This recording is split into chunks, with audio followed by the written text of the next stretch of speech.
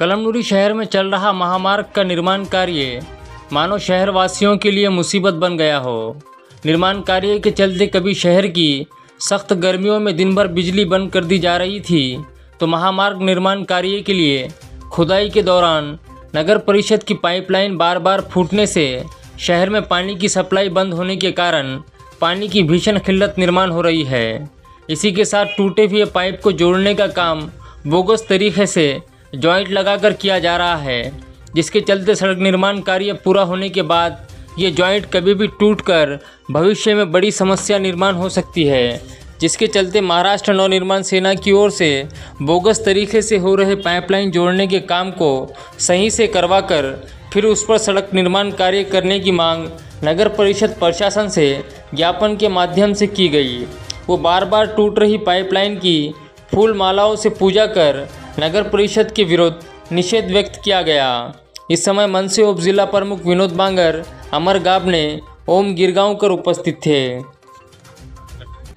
आता आम्ही तुमच्या माहितीसाठी हे जे राष्ट्रीय महामार्ग आहे आणि कळमनुरी हिंगोली आमच्या कळमनुरी शहरातून हा मार्ग जात आहे। त्याच्यानंतर या रोडचं काम चालू आहे। रोडचं काम चालू असताना तुमच्या माहितीसाठी गुत्तेदार जागोजागी हे पाईपलाईन फोडत आहे आणि हे पाईपलाईन फोडल्यामुळे पाणी पुरवठा आमचा विस्कळीत होत आहे। आणि आज आम्ही जे इतर ठिकाणी उभो आहोत, हे पाईपलाईन आमची जाणारी आहे सरकारी दवाखाना जे आहे त्यांचे जे निवासस्थान आहे कर्मचाऱ्याचं, हे इकडं साईडला हे दवाखाना आहे, आपलं कर्मचाऱ्याचं निवासस्थान आहे।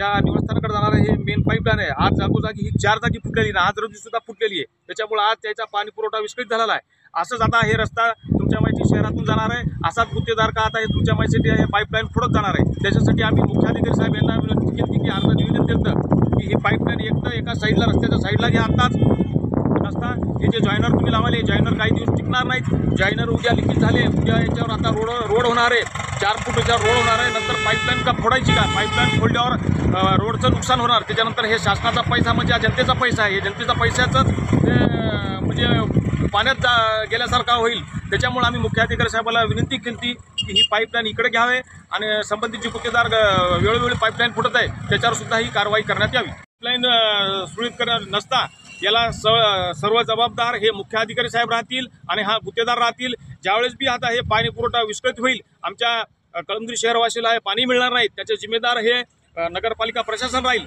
आणि हे जर यानं तात्काळ दुरुस्ती केली नाही अथवा हे पाईपलाईन इकडे बाजूला टाकली नाही तर याचे जिम्मेदार माननीय मुख्याधिकारी साहेब आणि त्याच्यानंतर ठेकेदार साहेब राहतील।